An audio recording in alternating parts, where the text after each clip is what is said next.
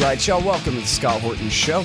I am the director of the Libertarian Institute, editorial director of antiwar.com, author of the book Fool's Errand, Time to End the War in Afghanistan, and I've recorded more than 5,000 interviews going back to 2003, all of which are available at scotthorton.org.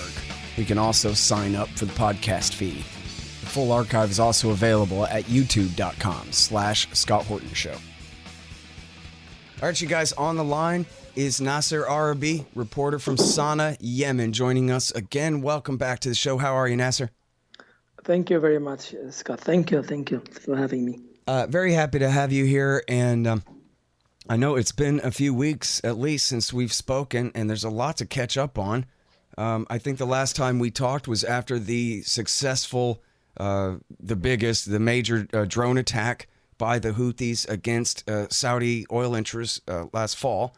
And since then, there have been a lot of political developments. I don't know how meaningful they are, but it seems like there are talks going on between the Houthis and the Saudis, and it seems like the Americans are starting to shift their position a little bit and send mixed messages about whether they really believe the Houthis are agents of the Iranians and this kind of thing. So I figured I'd just have you on to tell us all about how it looks from Sana'a.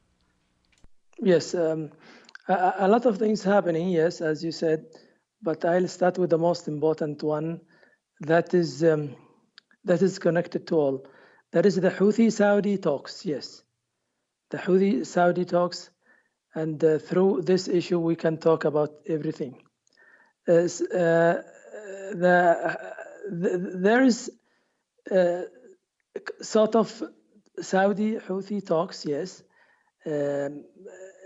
not formal yet, informal, indirect, sort of behind the scenes, through back channels in Oman and in other places, but very, very, very important, and they are seen as a key to everything. These talks between Houthis and Saudis revolve around 4 points. One is the Saudi borders with Yemen. 2 is the international airport of Sana'a. 3 is the relations with Iran, the Houthi relations with Iran. 4 is the Houthi ballistic missiles and powerful drones. Let me go through these 4 again. Saudi borders with Yemen, where Saudis want to establish a buffer zone or a sort of safe zone along the borders with Yemen. Because this is number one Saudi concern. They want to, of course, to secure themselves, because Houthis now are positioning in a huge areas of Saudi lands in the south, in Najran, Jazan, and Asir, along the south border with Saudi Arabia.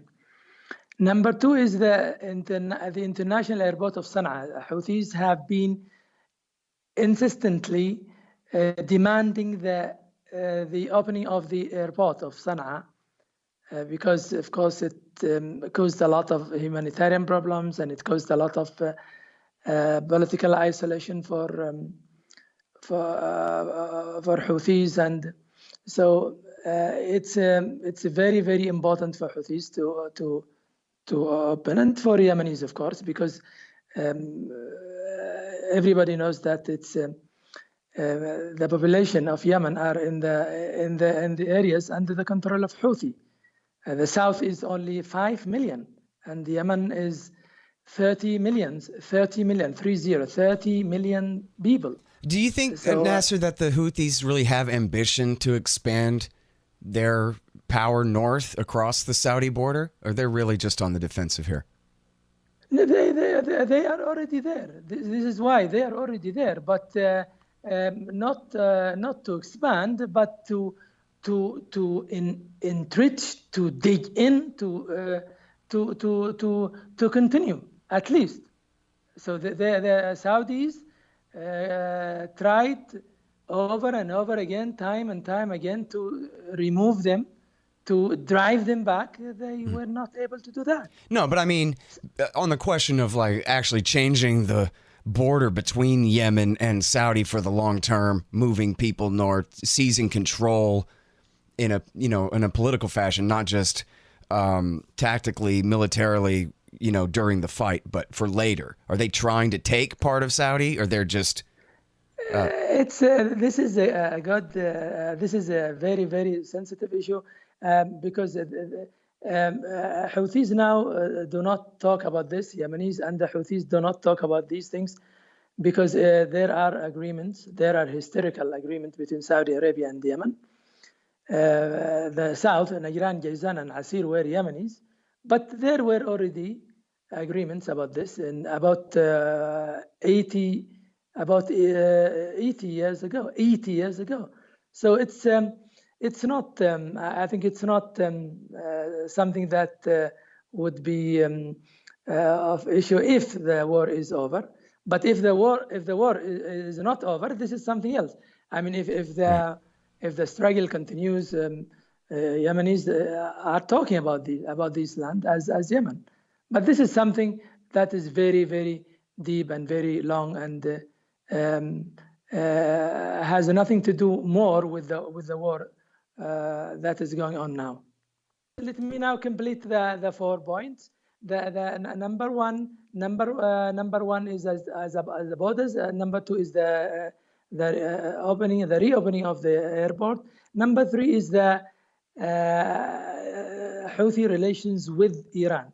Of course, Saudi Arabia wants to see Houthis distancing themselves from Iran. They want to reduce the influence of Iran in Yemen and in the region, and this is what Saudi Arabia wants to do. But this issue is a little bit, at least not clear, and not. It's vague and ambiguous. But it is not important for Houthis. The one that is more important is this: the ballistic missiles and powerful drones. Saudis want to see Houthis dismantling their weapons, their ballistic missiles and powerful drones. This is the most difficult and the most divisive and most controversial, and it's highly unlikely that Houthis would accept such thing. I mean, under any circumstances, in any shape, in any form. I don't think they are going to accept this at all, at least for the time being. So this is the most controversial one, about the weapons, about the ballistic missiles of Houthis. So these talks are revolving about these 4 points, and what's happening in the region is also very important when it comes to the Saudi Houthi talks. So United States changed the shift now with the Brian Hawk, the envoy in Iraq, the envoy in Iran, said that Houthis are independent. Iran is not speaking for Houthis, and this is, of course, a new shift.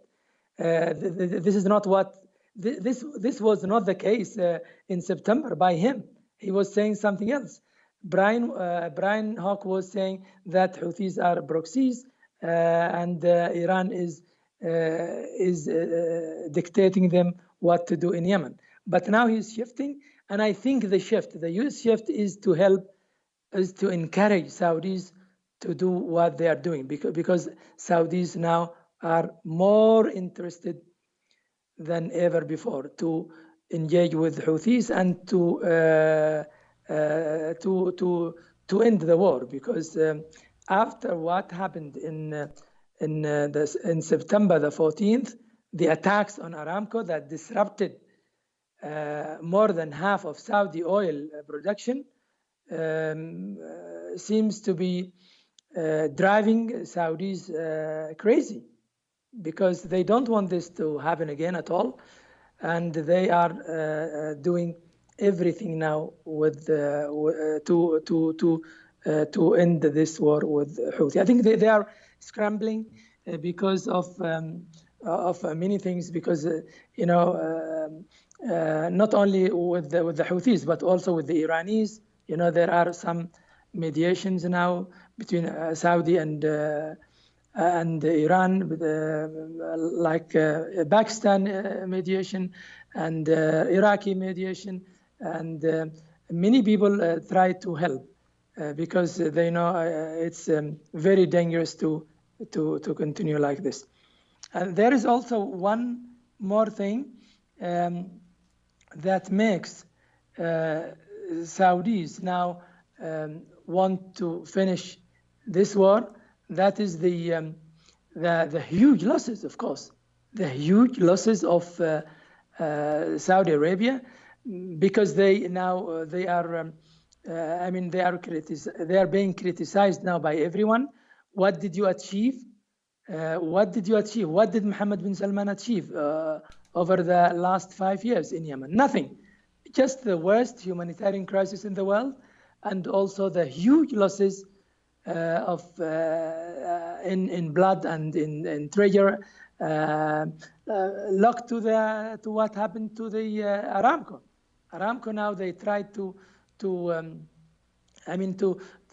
fix what happened to them, but it's very, very difficult. In addition to the increasingly bad reputation.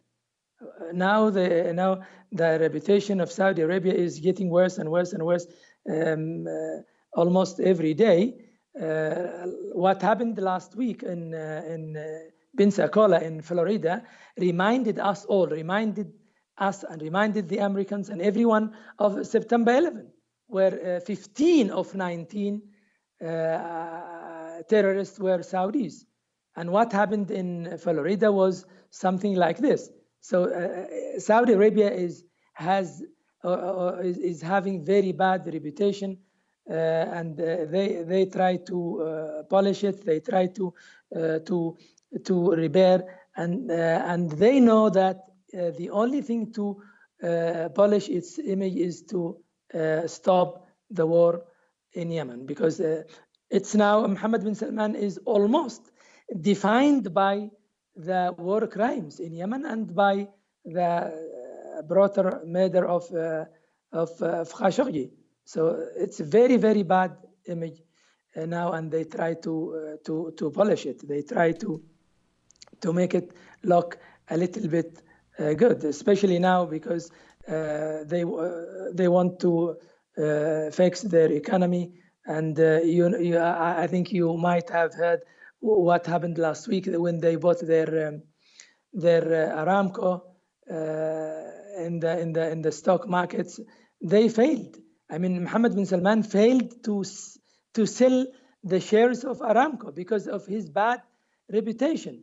He was touting and trying and pushing from 2016 for 3 years now, and he failed over and over again. He failed to sell in New York Stock Exchange and in London Stock Exchange, and he wanted to raise, for example, $100 billion from the selling. But unfortunately, he raised last week only $25 billion from his local market, from his local stock exchange Tadawul in Riyadh. But no one came from New York, no one came from London, no one came from any place, because they don't trust him at all after what happened to in Yemen and for Khashoggi, and after also what happened to the Aramco itself in last September. So this is what this is the new thing that I see as a new thing, but also I can leave you if you want to ask a question, or I can continue about how it can be solved.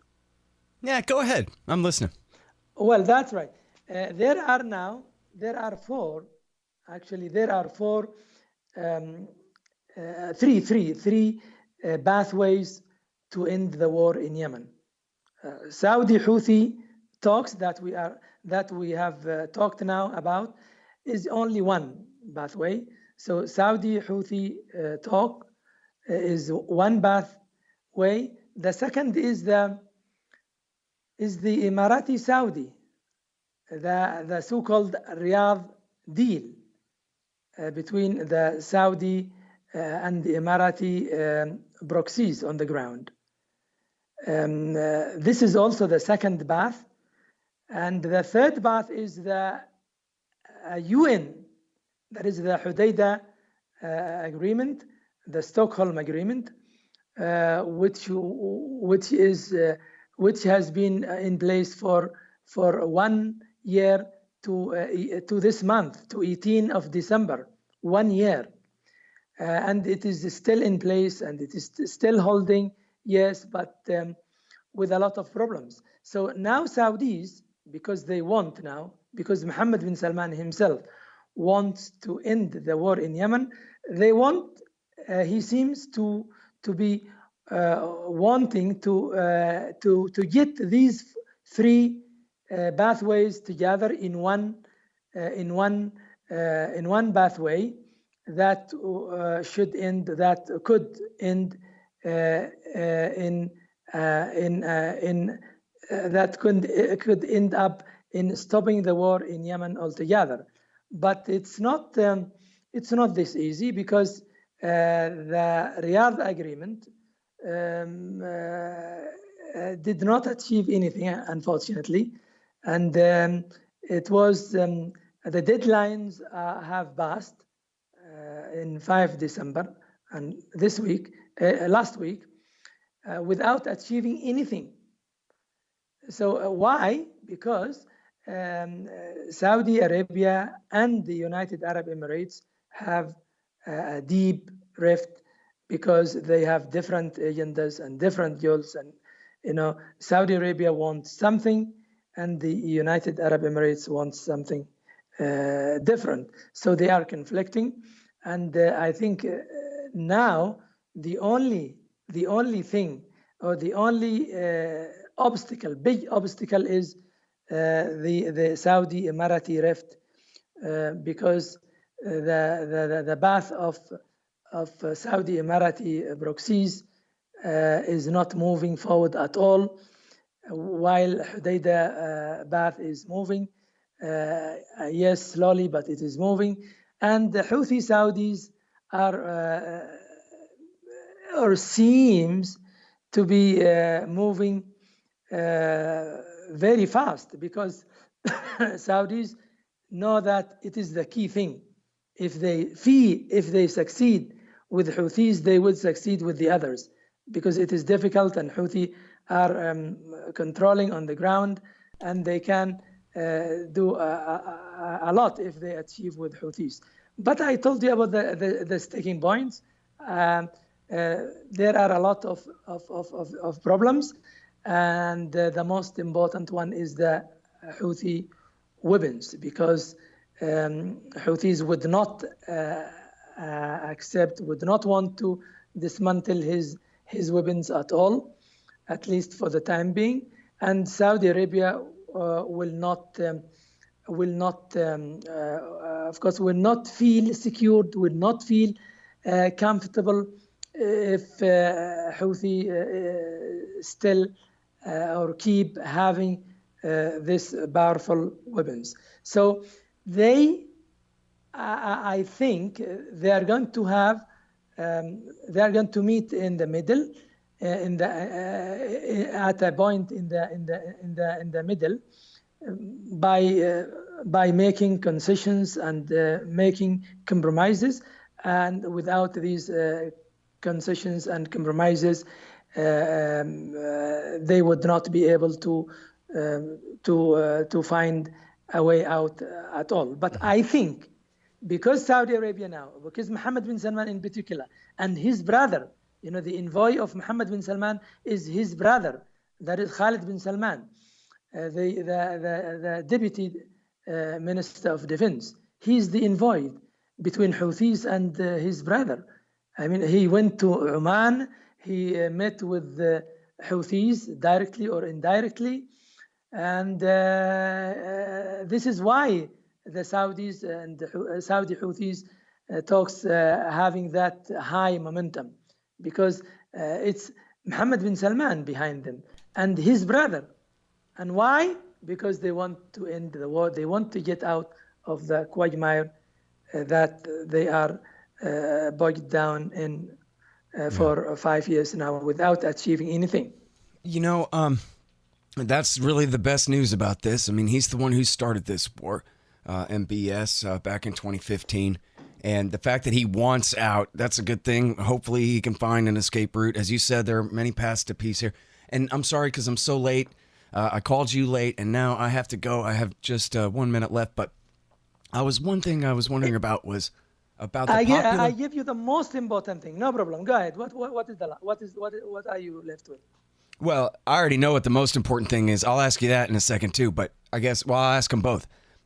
First of all, I'm curious about the amount of popular support for the Houthis in the capital city. They are this group that came out of the north and are not traditionally the ones who hold power in the so-called central government there. So I wonder, in all these years of war and in all the hardship and all that, what popular opinion of the non-Houthi population or the non-Zaidi Shia population of Yemen, what their opinion is of this regime. And then, of course, the most important thing is the humanitarian crisis that's still going on. So I'll let you go on about that, please.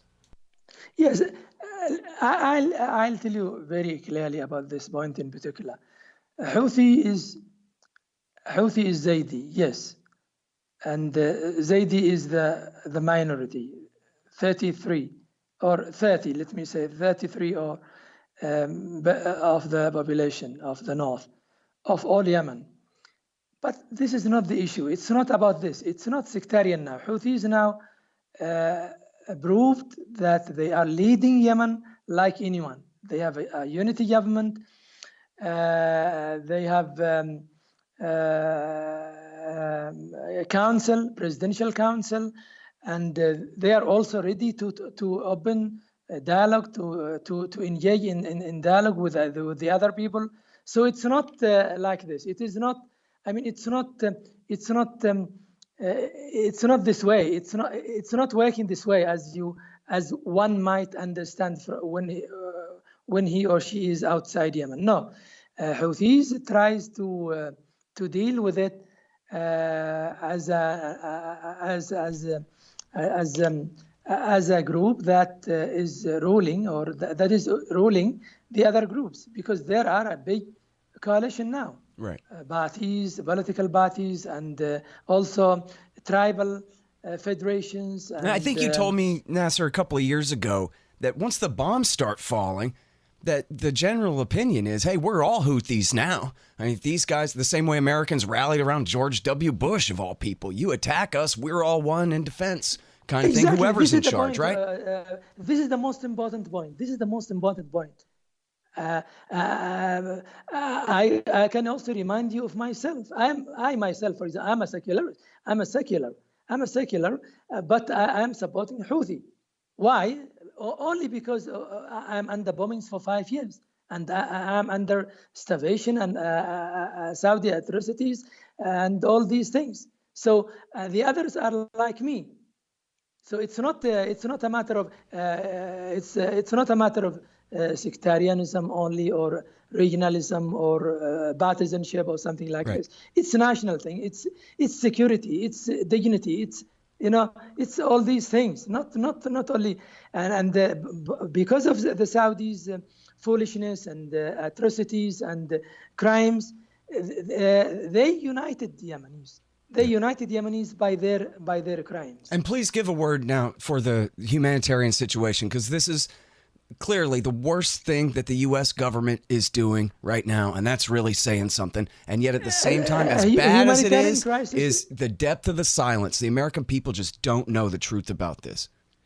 Yes, the humanitarian crisis is the worst humanitarian crisis in the world, as UN says and everybody knows. And I would tell you that it's even worse than they say, because they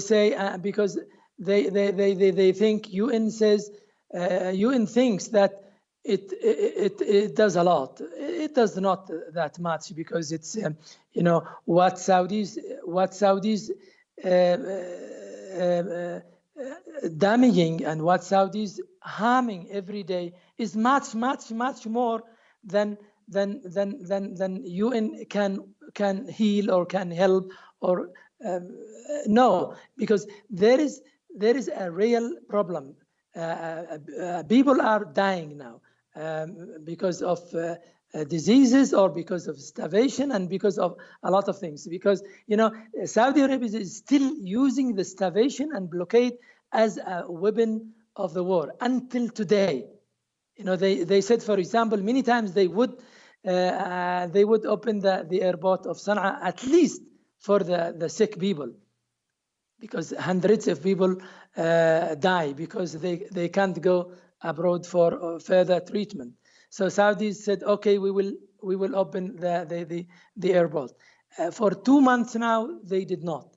The airport is still closed. So because Saudi Arabia feels or uses the humanitarian issues as a leverage. They use it as a weapon.